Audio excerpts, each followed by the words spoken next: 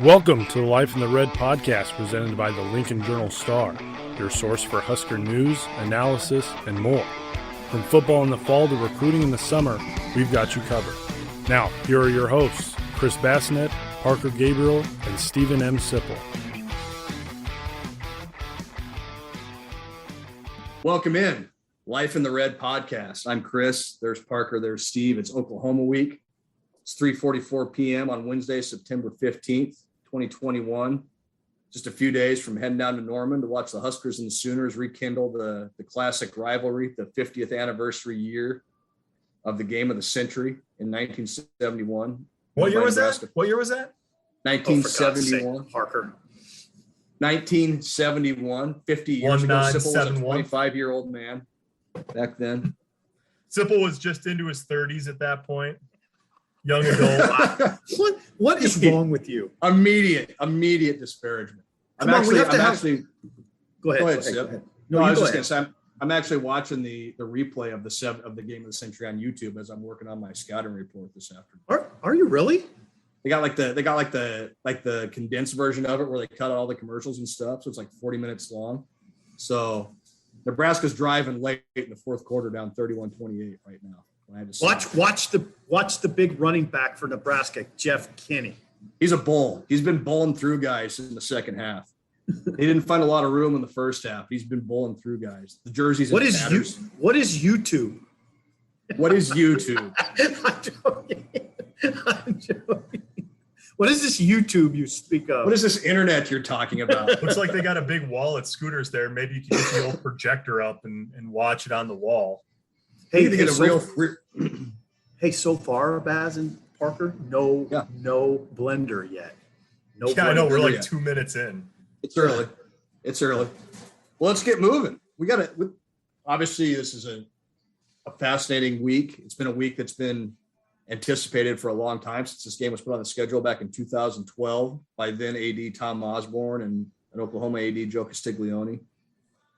Maybe not the spice in this matchup that we were all hoping for 9 years ago with where these two teams are at right now. Obviously, Oklahoma's held up its end of the deal, number 3 in the country. Nebraska 2-1, hasn't really played anybody yet. They're not great on offense. 3 touchdown underdogs essentially in this game. Beat up at some key spots. And I think that's a good place to start just with the injury situation for Nebraska. They've got some guys that they could really use in this game that either went out of the game against Buffalo, didn't play against Buffalo, haven't played yet this year. So I guess, Parker, do we kind of have an idea where Nebraska might stand on that front as far as getting some of those guys back for Oklahoma? Yeah, so the 5 offensive skill players that were out by the end of the game against Buffalo were the 2 top tight ends, Austin Allen and Travis Vokolek, and then 3 of the top, 5 receivers, Omar Manning, Oliver Martin, and Xavier Betts. Vokolek hasn't played all year. He was hurt in camp. It looks like it's a left ankle foot injury. He had a heavy wrap on it. He worked out before the game on Saturday. So did Casey Rogers, who's one of the key guys on defense that's missed the whole year so far. Not a skill guy, but Brock Bando also in that conversation, one of their maybe top 7 or 8 offensive linemen. In terms of the skill guys, Matt Lubick, he's hopeful that they get all of them back. Frost wouldn't rule any of them out. I think it's a little easier to tell where the guys are who have missed more than just part of the Buffalo game. Vokolek and Martin both seem like they're really close. And Matt Lubick on Tuesday said as much. I mean, he said they were hoping that Oliver Martin was going to play last week, and then he ended up not. I'd be a little surprised. This is just a hunch and sort of watching how guys are moving and all of that. I guess I'd be mildly surprised if those guys didn't play against Oklahoma. It sort of seemed like, it's always up to the medical staff to say this guy can play or he can't. But I guess the best way I know how to put it is like, if they were being cautious with those guys, that caution was probably to try to get them ready for this game or in position to be back for this game. And then Omar Manning had a boot on his left foot. Don't think that's serious, but it'll just be a matter of if he's ready to go. And then with Austin Allen, I mean, when you have a head injury like he did against Buffalo, it's a pretty clear set of things that you got to pass through. to get back on the field. Xavier Betts took a shot to the midsection ribs. We'll see with both of those guys. I'm not sure. It'd be pleasant development for Nebraska if all 5 of them played, but I think you'll see at least some of them back on Saturday. What do you think, Sipple? Well, it's really interesting. I think you're right about Vokalek. It seems like it's trending towards that. It's interesting what you said about Oliver Martin. The only additional insight I would give you is when we were standing on the sideline at the end of the Buffalo game, he walked by us with a sleeve on his right knee. And I was kind of struck by his limp. Yeah. He limped by us, which is, I don't know, it's probably, he had a limp, which I guess concerned me a little bit. But I don't know. I think that, here's what I think. To me, first of all, it's a fascinating discussion because if you had all 5 guys, I would look at this game differently. If you took Oklahoma's top 5 skill position guys, as far as receivers and tight ends off their roster, I would look at Oklahoma differently. I'd say, oh, well, this is interesting. They're not going to have 5 guys that they're counting on. So it's a huge story. It's a huge story in warm-ups. I mean, it'll be one of the most newsworthy warm-ups we watch all year. Yeah. That's what I'd say. Go ahead, Baz. Go ahead. It's interesting too because, like, obviously you want all your best guys available if you can, and obviously you want to try and win the game. But do you risk pushing somebody to come back for a game in which you're a 3-touchdown underdog too? Are you going to throw Travis Vokalek out there if he's maybe he's the only one of those 5 that comes back on Saturday? Let's say, is it worth pushing him a little bit just to get him out there, just in case that maybe puts you over the top as a 3-touchdown dog? I don't know. I'm just well, not only is it that because you're a 3-touchdown underdog. I mean, I don't think Nebraska is going to say, well, we don't have much of a chance, so let's be cautious with these guys. But it doesn't count in the league standings. I mean, I think that's part of the, you're gearing up for 4 straight weeks of Big Ten play coming out of Oklahoma before you've got a bye week. And after Oklahoma, the last 7 on the schedule obviously are all conference games. Or last 8 on the schedule are all conference games. So that's the one to me is like, yeah, you want to have the full deck, and you want to have Allen and Vokalek and Manning and Betts and Martin, but you need them against Michigan State. You need them against Northwestern and Michigan and Minnesota if you want to try to be in position to be in contention in the West and get to where you want to be this year. So, it's a balancing act, obviously, and we'll see if that caution with those guys. I think there's no doubt about the fact that, I don't think there was much temptation to rush anybody back against Fordham or Buffalo, and then we'll just see where that all falls this week. Yeah. The only thing I'd add is if I were a player and you're getting ready to play the 3rd-ranked team in the country on national TV, I'd want to play. I mean, I'd be like, this is why I breathe air. I mean, this is what I trained all year round for, is an opportunity like this. So I know if I were a player, I'd be like, okay, I don't care what is going on, I'm playing the game. All right. So I guess there's a balance. And I think from a player's perspective, you don't want to hear, well, we want to be cautious with you because we're starting Big Ten play. I'd be like, what? I mean, this is Oklahoma. I mean, you want to be cautious with me? No, I want to play. Yeah, you're exactly right, Sip. I mean, players want to play. Players play. Yes. You know that as a player yourself. Yeah. Players play. Players play. Crying out loud. Yeah. Just like you guys said, it's one of the bigger storylines going into this thing. Is Huge. the health of Nebraska. I guess just looking overall at this game, and we don't have to spend a lot of time on this, but it is the 50th anniversary of the game of the century. There's going to be a lot of nostalgia for people of a certain vintage going into this game. I'm sure there's going to be a lot of, why are you laughing, Sipple? And Aged No, but there is, and even I'm 41. I think the nostalgia part of it's kind of cool, and remember watching the games in the 80s and whatnot, and Sipple, you go back a little further than that, but I was there for the 59 game. I was. You were there. Yeah, you were there when they beat Bud Wilkinson's team in the 74 game streak. Yeah, we all know that. It was on Thanksgiving. It was a homecoming game. Yeah, but I guess let's just maybe dive into that a little bit, and it's funny. I wrote a story earlier this week. The players obviously have very little to no idea of the history of it, other than, Luke Reimer guessing the game of the century was either in the 60s or the 70s, which drew a chuckle from the gathered media. All these guys were born in 2000 or later, basically. So they're all around 10 the last time Nebraska and Oklahoma even played a game against each other. So it's kind of an interesting, dichotomy between the old guard, the old school that wants to see this, and the people actually participating in the game, the players who have next to nothing to do with the rivalry. Yeah.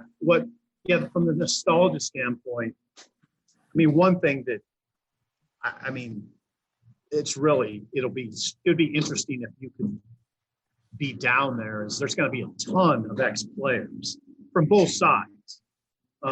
There's an OU alumni event on Friday night, and right down the street from that OU alumni event, Joe Washington, who's, I don't know, a rough equivalent of Johnny Rodgers of Oklahoma, is holding his own event. A lot of Nebraska guys from the great teams and a lot of Oklahoma guys. Then there's a golf tournament on Monday that they play in Tulsa. So you're going to see a lot of the all-time great Nebraska and Oklahoma players down there if you're down there. And that's cool. The one thing a lot of the guys, I talked to Joe Washington this week, and what they sort of emphasize is, first of all, he had a good line. He said, we're not really celebrating this game. It's sort of a chance for us to celebrate being around each other. So it was a very respectful rivalry, but Joe Washington makes an important distinction. I said, so you'd say it's a friendly rivalry? It was a friendly rivalry? And he said, no. I'm not saying it's a friendly rivalry. It wasn't always friendly, but it was always respectful. So I think that's a really important distinction. That's my 2 cents. Yeah, it's cool. And I'll drop a little nugget for you guys here. I talked to Tom Osborne yesterday just about, his thoughts on the rivalry. He was the AD at Nebraska when these games were put on the schedule back in 2012. And he kind of said something similar to what Joe Washington said. There's obviously the generation today maybe doesn't care as much, but, guys like Tom Osborne, Barry Switzer, all those players are going to be watching intently. There's a great interest there. It maybe doesn't mean as much now, the fragmentation of conferences, Oklahoma going one direction, Nebraska going another. And just, I thought Tom was it wasn't any groundbreaking information, but he really did a good job of putting it in perspective, talk about the respect and the rivalry, like you just did, Sip. It's clear that respect is there on both sides. And it was a different time in college football. Those two schools were, that 71 game drew 55 million television viewers. It was the game that weekend. It was anticipated that weekend, and it's maybe not quite like that anymore. So, yeah, I think that part of it's interesting, and there's certainly a very large place for that in all of this. And let's face it, that's a big part of why this game was put together. But at the same time, there's that other side of it too, where, like we said, Nebraska's players were 10 years old the last time they played. Some of these players' parents don't consider the 71 game that big of a deal, if we're being honest, and probably the same for Oklahoma too. So it's going to be interesting to see that kind of cross section, that history kind of meeting the present. And we don't have to spend any more time on it now, but it's just kind of interesting. Well, there's one thing I'd note. I think you could look this up pretty easily. I don't think any game of recent vintage drew 55 million viewers. Yeah. Games don't draw that.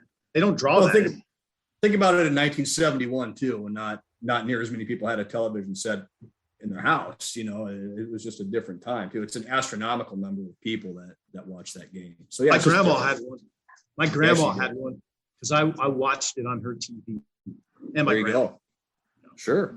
Yeah. It's crazy too. I mean, and again, you could spend a whole podcast just on this, but Oklahoma outbound from the Big 12. I mean, it's an old Big 8 and Big 12 rivalry in two schools who, I mean, one's been out of the league for a decade and the other is on its way out. It's just amazing how much the sport's changed. Not just in the last 50 years, but in the last 10. It is funny. I was reading BC, Brian Christopherson tweeted the link to the Dan Jenkins gamer from the Game of the Century. One of the great SI stories ever written. There's a beautiful line in there from that 71 game about how each team tried to take away the top weapons or best thing that the other team did. But he said, but as is the case in modern football, you can't take away every one of the opponent's weapons. A modern offensive football. I just thought that was amazing. That was written 50 years ago. Yeah. And it was like, oh, well, modern football offenses rule, man. And you would say the same thing now, 50 years later. When one team was running the wishbone and the other team was running the I formation back then. So, well, let's move on. It's a good segue. Nebraska, of course, won the Game of the Century, 35-31, went on to win the national title. Fast forward 50 years, Nebraska at Oklahoma again. Nebraska decided underdog. The Huskers win Saturday if what happens? Go ahead, Parker. Go ahead, Parker. Well, I mean, Nebraska's defense is going to it would have to be a statement game for Nebraska's defense. I mean, I think that's first and foremost. And I'll try not to be all encompassing here because you guys, I mean, of course, if they play brilliantly on defense and score a bunch of points on offense and dominate special teams, like that's sure that'll get it done. But I think to me, the defense, you have to probably take the football away a couple times from Oklahoma. Tulane took it away twice. And conversely, Oklahoma turned 3 Tulane turnovers into 9 points. They didn't really capitalize on when Tulane turned the ball over. So to me, like, Nebraska's defense has to take the football away. If Spencer Rattler throws Nebraska the ball, which he's done occasionally, threw 2 interceptions against Tulane, 7 of his 9 interceptions last year, 5 of his 7 interceptions last year came in the first 3 Big 12 games they played.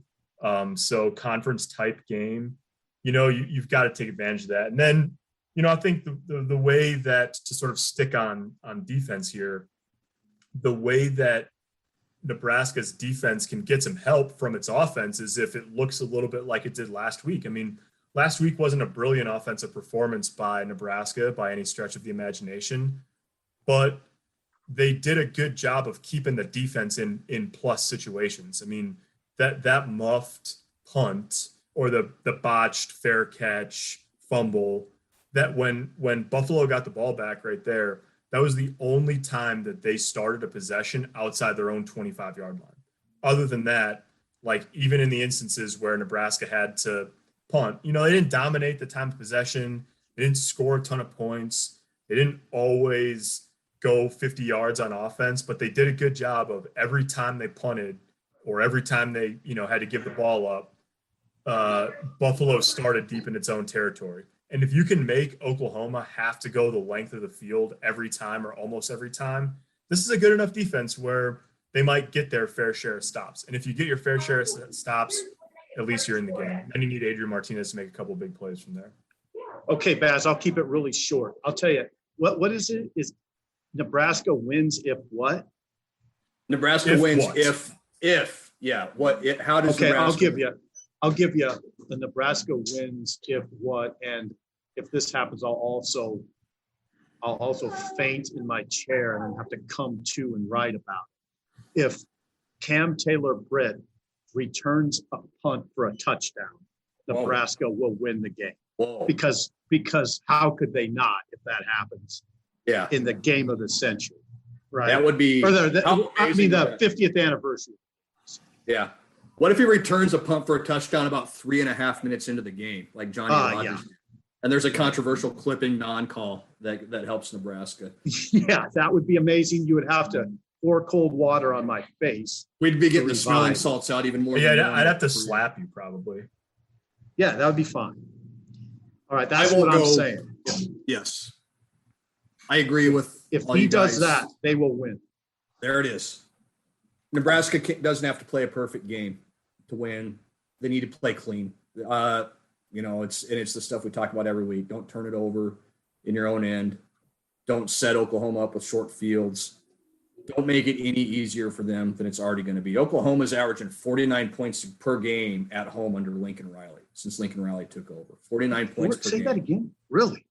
Yeah. It's 49. It's around 49 to like 11-ish is the average score at home for Oklahoma since Lincoln Riley took over. They're going to score. Pretty good. They're going to score. Don't make it any easier for them than it has to be. And Parker kind of touched on that. Keep your defense in plus situations. Avoid the catastrophic punt return, fumble, kickoff, fumble, whatever it may be. Avoid the turnovers on offense in your own end. Give yourself a chance. And, if you can shorten the game with your running game a little bit and give Adrian Martinez time to make a couple big plays, that's probably how you do it. I think that's the formula. It's not really a big secret or anything like that. You've got to play mostly mistake-free. And look, Tulane didn't play mistake-free. Like Parker said, they turned it over 3 times. And Oklahoma only got 9 points out of it. So you hold Oklahoma to a couple field goals instead of a couple touchdowns, especially early when that crowd's going to be charged up. It's going to be an electric atmosphere.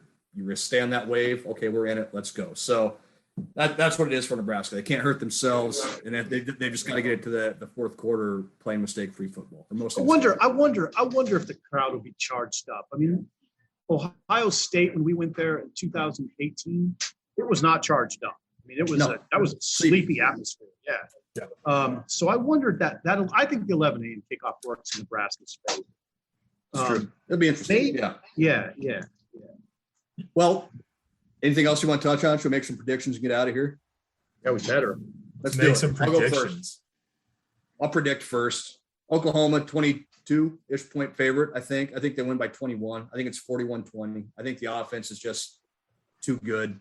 Nebraska plays. I think Nebraska acquits itself pretty well, but I just don't think they have the offense to keep up, and I think Oklahoma hits a big play that kind of maybe stretches it out a little more than Nebraska won. So I'll say Oklahoma 41, Nebraska 20. Parker? Yeah, right in the same ballpark. The hive mind is in full effect this season. I'll give you one more stat on the scoring front for Oklahoma. Lincoln Riley, of course, he was the offensive coordinator for 2 years before he took over as head coach, but he's been the head coach since 2017. 55 games he's coached in. They're 47-8 overall. They've scored 40 plus in 36 out of 55 games since he's been the head coach. So 66% of the time. And they've scored 50 plus 19 times. I don't think they'll get 50, but they're 33-3 when they hit 40 under Lincoln Riley. And I think they'll hit it on the number. So I'm going to say Oklahoma 40, Nebraska 23.